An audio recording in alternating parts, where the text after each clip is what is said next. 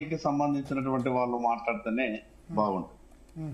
మీ party వాళ్ళు మాట్లాడారు అంటే సహజంగా మరి వాళ్ళ దగ్గరికి వెళ్లి ఉండిండొచ్చు. సహజ ఒక కేంద్ర మంత్రి తర్వాత బండి సంజయ్ గారు కూడా ఏదైనా అబద్ధం ఆయన సహజంగా రాజకీయాలలో ఈ అబద్ధాలు మాట్లాడి మిగతా వాళ్ళని ఇబ్బంది పెట్టాలన్నటువంటి ఆలోచించినటువంటి వ్యక్తి కాదు. సరే, ఏ సందర్భంలో వెళ్ళిండ్రు, ఏం చెప్పిండ్రు ఆ విషయం వారే బండి సంజయ్ గారే మిగతా విషయాలు క్లారిటీ ఇస్తారు. ఒక్క విషయం అండి, టిఆర్ఎస్ అనే పార్టీ ఏ పార్టీలో విలీనం అవుతుంది, బీజేపీలో విలీనం అవుతుందా లేదా అనే చర్చ కన్నా ముందు టిఆర్ఎస్ పార్టీ ఉద్యమ సమయం తర్వాత తెలంగాణ సాధించిన తర్వాత 10 సంవత్సరాలు ఈ రాష్ట్ర ప్రజల అవకాశం ఇచ్చింది. పార్లమెంట్ ఎన్నికల సమయంలో ఆ పార్టీకి వచ్చినటువంటి రిజల్ట్ కూడా మనందరికీ తెలుసు. ఈరోజు టిఆర్ఎస్ అనే పార్టీని ప్రజలు దాదాపుగా మర్చిపోతున్నారు. ఉద్యమ సమయంలో మాట్లాడినటువంటి మాటలకు 10 సంవత్సరాలు ఈ రాష్ట్రాన్ని పరిపాలించేటటువంటి అవకాశం టిఆర్ఎస్ పార్టీకి ఇచ్చిన తర్వాత కూడా తెలంగాణ ఈ స్థితికి వచ్చింది. ఇన్ని లక్షల కోట్ల రూపాయల అప్పు మిగిలింది. ఈ రకమైనటువంటి ఆలోచనతోని టిఆర్ఎస్ పార్టీ పరిస్థితి కనిపిస్తా ఉంది.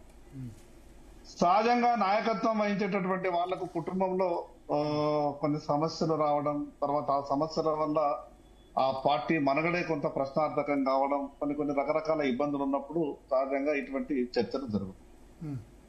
సరే, సీఎం రమేష్ గారితో కేటీఆర్ గారు ఏం మాట్లాడిండ్రు, ఏ విషయాలు మాట్లాడినా, వారిద్దరి మధ్య జరిగినటువంటి సంభాషణ ఏంది అనేది ఆ ఇద్దరు మాట్లాడితే కొంత క్లారిటీ వచ్చేటటువంటి అవకాశం ఉంటుంది. కానీ మిగతా వాళ్ళు ఏదున్నా కూడా కొంత ఊహించుకొని చెప్పాల్సినటువంటి పరిస్థితి కనిపిస్తా ఉంటది. రకరకాల అప్పుడు కూడా కొన్ని వార్తలు వచ్చినాయి. కవిత గారు అరెస్ట్ అయినప్పుడు ఈ రకంగా జరిగింది. మీరేంటి అరెస్టులు కేసులు పెట్టి అందరిని విలీనాలు పొత్తులు చేసుకోవాలనుకుంటారు? ఒక విషయం, బెదిరింపు రాజకీయమా? భారతీయ జనతా పార్టీ కేవలం నమ్మింది పార్టీ సిద్ధాంతాలు, పార్టీ కార్యకర్తలను. ఇప్పుడు అనేక రాష్ట్రాలలో ఈరోజు అటల్జీ నేతృత్వంలో భారతీయ పార్టీ వేరు, నరేంద్ర మోడీ అమిత్ షా నేతృత్వంలో ఏ రోజు కూడా మీకు ఒక విషయం చెప్తాను. 70 సంవత్సరాల క్రితం ఆలోచించినటువంటి మాటని ఆ రోజు కశ్మీర్ లో 370 ఆర్టికల్ అనేది భవిష్యత్తులో మేము రద్దు చేస్తాం, ఆ బాధ్యత మాది అని మాట్లాడినటువంటి పార్టీ భారతీయ జనతా. ఒక ఓటు కోసం ప్రభుత్వం ఒక ఎంపీని కొనుక్కోలేక ప్రభుత్వాన్ని కూల్చుకున్నది అటల్ బిహారీ వాజ్పేయి. మీ పార్టీ అయితే ఇప్పుడు మీ పార్టీ 10-15 ప్రభుత్వాలను కూల్చింది. భరత్ గారు, నేను మధ్యప్రదేశ్ లో, కర్ణాటకలో, మణిపూర్ లో, గోవాలో వేరే వాళ్ళకి రావాల్సిన అధికారాన్ని మీరు చేజిక్కించుకున్నారు. ఏ రోజు కూడా భారతీయ జనతా పార్టీ భయపెట్టి రాజకీయాలు చేసేటటువంటి పరిస్థితులు లేదు. మీకు ఒక మాట చెప్తా భరత్ గారు, ప్రపంచంలోని ప్రజాస్వామ్య దేశాలలో ఏ రాజకీయ పార్టీకి లేనటువంటి సభ్యత్వం ఈరోజు కేవలం ఒక భారతీయ జనతా పార్టీ. ఈ రోజు మిస్ కాల్ ద్వారా మా సభ్యత్వం ఇస్తాం, ఏ రాజకీయ పార్టీ లేదు. మిస్ కాల్ ఇచ్చి డీటెయిల్ అంటే మేము భారతీయ జనతా పార్టీలో సభ్యత్వం చేసుకోమని ఎవరన్నా బెదిరిస్తే సభ్యత్వం చేసుకుంటున్నారా? రకరకాల రాజకీయ పార్టీలు మాట్లాడేటువంటి మాటల్ని పక్కకు పెడితే భారతీయ జనతా పార్టీ కేవలం సిద్ధాంతాన్ని. సీఎం రమేష్ జాయిన్ అయింది అదే కాంటెక్స్ట్ లో అంటారు కదా.